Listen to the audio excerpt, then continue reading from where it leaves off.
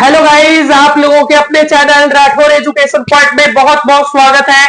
आप सभी लोगों का काफी डाउट है कि बिहार पारा मेडिकल का मॉप अप राउंड कब से होगा, ऑफलाइन होगा या ऑनलाइन होगा, कौन कौन से लोग भाग ले सकते हैं, क्या क्या डॉक्यूमेंट लगेगा हमें मॉप अप राउंड के लिए। तो सारे डाउट आपके क्लियर होंगे इस वीडियो में। कंप्लीट सारी जानकारी आपको प्रोवाइड की जाएगी।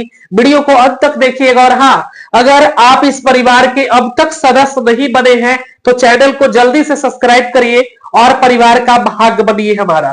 चलिए सर जी, सबसे पहले आपको बता दें बिहार पारा मेडिकल मॉप अप राउंड कब से होगा। मॉप अप राउंड कब से होगा? मॉप अप राउंड, ये मॉप अप राउंड होता क्या है, सबसे पहले इसके बारे में जानते हैं। ये मॉप अप राउंड होता क्या है? इसको हम लोग थर्ड राउंड की काउंसलिंग भी बोल सकते हैं। थर्ड राउंड इसको बोल सकते हैं, ठीक है, थर्ड राउंड। ये थर्ड राउंड कब से होगा? मॉप अप राउंड होता क्या है, थोड़ा सा इसके बारे में हम लोग समझ लें। तो देखिए, मॉप अप राउंड में क्या होता है कि देखिए, थोड़ा सा हम आपको समझा देते हैं। जैसे फर्स्ट राउंड का सीट अलॉटमेंट आया, उसमें बहुत सारे ऐसे लोग थे जो डॉक्यूमेंट वेरिफिकेशन नहीं करवा पाए, ठीक है, डॉक्यूमेंट वेरिफिकेशन नहीं करवा पाए। अब हो सकता है कि ऐसे 200 से 300 लोग हो, ज्यादा भी हो सकता है, कम नहीं होगा। 200 से 300 लोग हो जो डॉक्यूमेंट वेरिफिकेशन नहीं करवा पाए, ठीक है।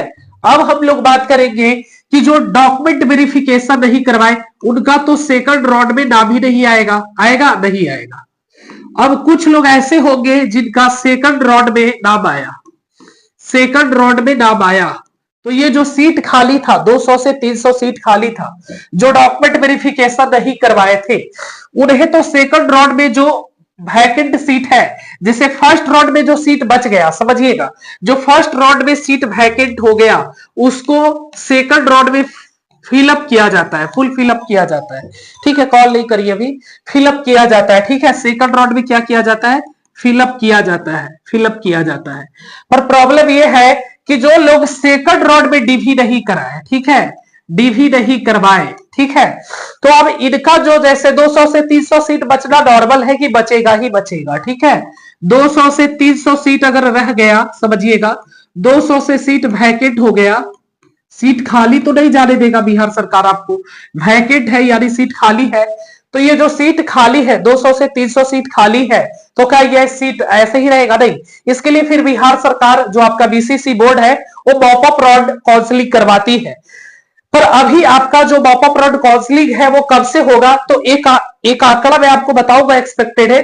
पर सिर्फ इसी से नहीं होता है, अब कुछ ऐसे लोग भी होंगे, कुछ बहुत सारे ऐसे लोग हैं सर, मेरे कांटेक्ट में भी पर्सनली है, जो डीवी करवा लिए हैं, डीवी तो करवा लिए हैं, बट वो एडमिशन नहीं करवाएंगे। बहुत सारे ऐसे लोग होंगे, बहुत सारे लोग, लगभग लगभग सर जी हो सकता है 100 से 150 ऐसे लोग होंगे जो एडमिशन ही नहीं लेंगे, एडमिशन ही नहीं लेंगे। और तुम जोड़ोगे तो लगभग लगभग 500-600 सीट खाली हो जाता है, ठीक है, 500 से 600 सीट, 500 से 600 सीट जो है वो खाली हो ही जाता है। अब इतना सीट तो कहीं ना कहीं जो आपका बीसीईसी बोर्ड है, जो आपका बीसीईसी बोर्ड है, बीसीसी बोर्ड है, वो खाली तो नहीं जाने देगा, इसको फिलअप करने की कोशिश करेगा। तो जो 500 से 600 सीट है उसको फिलअप करने के लिए थर्ड राउंड की काउंसलिंग करवाई जाती है। यानी नेक्स्ट पेज पर हम लोग चलते हैं, थर्ड राउंड की काउंसलिंग करवाई जाती है, ठीक है सर, थर्ड राउंड की काउंसलिंग करवाई जाती है, थर्ड राउंड की काउंसलिंग करवाई जाती है। अब ये काउंसलिंग कैसे होती है पहले इसको समझो। ये जो थर्ड राउंड की काउंसलिंग है ये आपका ऑनलाइन होता है, ठीक है। कुछ जानकार आपको यूट्यूब पे ऑफलाइन भी बता रहे, वैसे लोगों से पूछना कि काहे वीडियो बनाते हो, ये ऑनलाइन होगा ना कि ऑफलाइन होगा।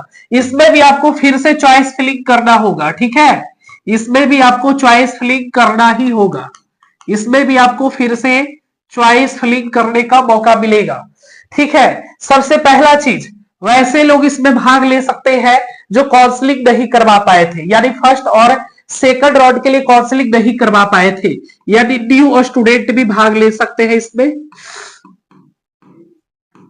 न्यू स्टूडेंट, ठीक है।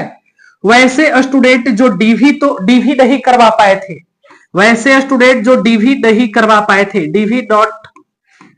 डीवी नहीं करवा पाए थे, वैसे स्टूडेंट भी भाग ले सकते हैं, ठीक है।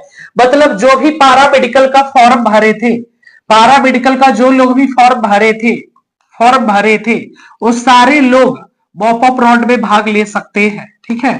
मॉपअप में भाग ले सकते हैं, मॉपअप राउंड में। ध्यान देना, थोड़ा सा ध्यान देना सर।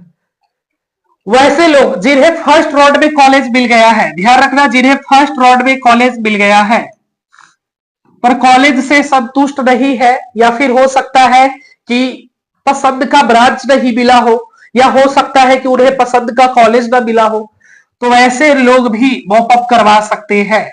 यानी मॉपअप राउंड में ऑल स्टूडेंट भाग ले सकते हैं सीधा सीधा। सेकंड राउंड में कॉलेज मिला पर उससे भी संतुष्ट नहीं है तो भी आप मॉपअप में जा सकते हैं, ठीक है। मॉपअप में आ सकते हैं। यानी मॉपअप राउंड में बात करें कि मॉपअप राउंड में कौन से स्टूडेंट भाग ले सकते हैं, तो मॉपअप राउंड में ऑल स्टूडेंट भाग ले सकते हैं, ठीक है।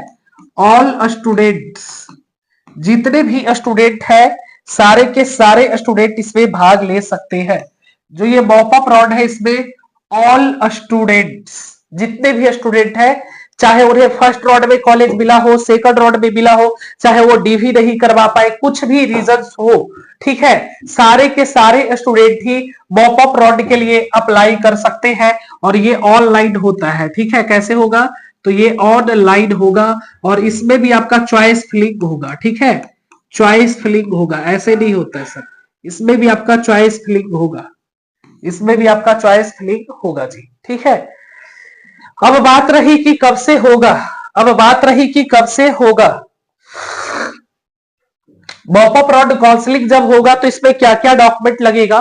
तो देखिए, डॉक्यूमेंट की बात करें तो इसमें आपका कोई भी डॉक्यूमेंट नहीं लगेगा, ठीक है। डॉक्यूमेंट की अगर बात करें कि क्या क्या डॉक्यूमेंट्स लगता है, डॉक्यूमेंट्स क्या क्या लगेगा, तो देखिए डॉक्यूमेंट्स जो है इसमें आपको कोई भी डॉक्यूमेंट नहीं लगेगा। आपके पास बस रैंक कार्ड होना चाहिए, जो कि सारे लोगों के पास होगा ही रैंक कार्ड। इसके अलावा आपके पास मोबाइल नंबर होना चाहिए जिस पर कि ओटीपी जाता है, मोबाइल नंबर होना चाहिए, या फिर आपके पास ईमेल आईडी होना चाहिए, ठीक है। ईमेल आईडी होना चाहिए, दोनों में से कोई एक होना ही चाहिए, ठीक है। कोई एक होना अनिवार्य है, अगर नहीं है तो फिर आपका चॉइस फिलिंग ही नहीं हो पाएगा। बस डॉक्यूमेंट में कुछ खास नहीं लगेगा। अब हम लोग बात कर ले कि आपका मॉपअप राउंड कब से होगा। सबसे बड़ा डॉट यही है कि इस वर्ष होगा या नहीं होगा। तो देखिए, अभी एडमिशन हो रहा है और बहुत सारे ऐसे लोग हैं जो मैंने पर्सनली देखा है, 10-15 लोग तो मेरे कांटेक्ट में होंगे जो डीवी नहीं करवा पाए। अब क्यों नहीं करवा पाए वो अपना समझे, कुछ रीजंस होगा, कुछ प्रॉब्लम्स होगा, वो नहीं जा पाए, उनको पता नहीं चला, कुछ रीजंस होगा।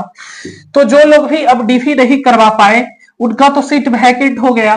तो मॉपअप राउंड इस वर्ष होगा या नहीं होगा, और होगा तो कब से होगा। देखिए, मॉपअप राउंड अगर होगा, मॉपअप राउंड अगर 2024 में होगा, ध्यान रखिएगा 2024 में अगर होगा तो कब से होगा। देखिए, मॉपअप राउंड 2024 में कब से होगा सर, ध्यान रखना।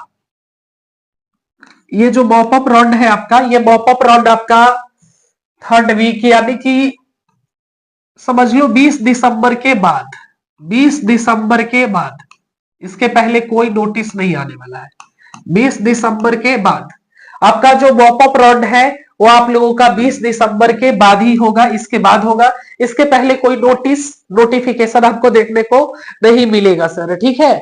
और कोई डॉट है आप लोगों का तो पूछ सकते हैं।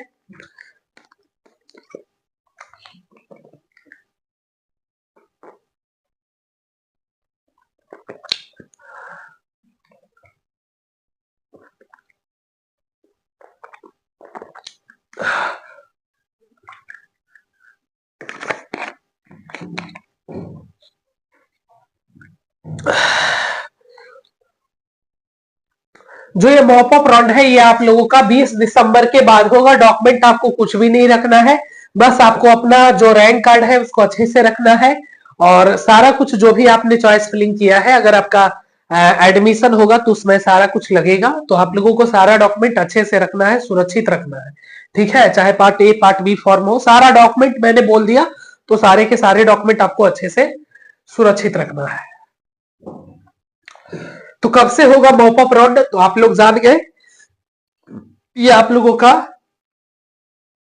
20 दिसंबर के बाद ही होगा, उसके पहले नहीं होगा, इतना जान लो, ठीक है। कब होगा? 20 दिसंबर के बाद। Thank you.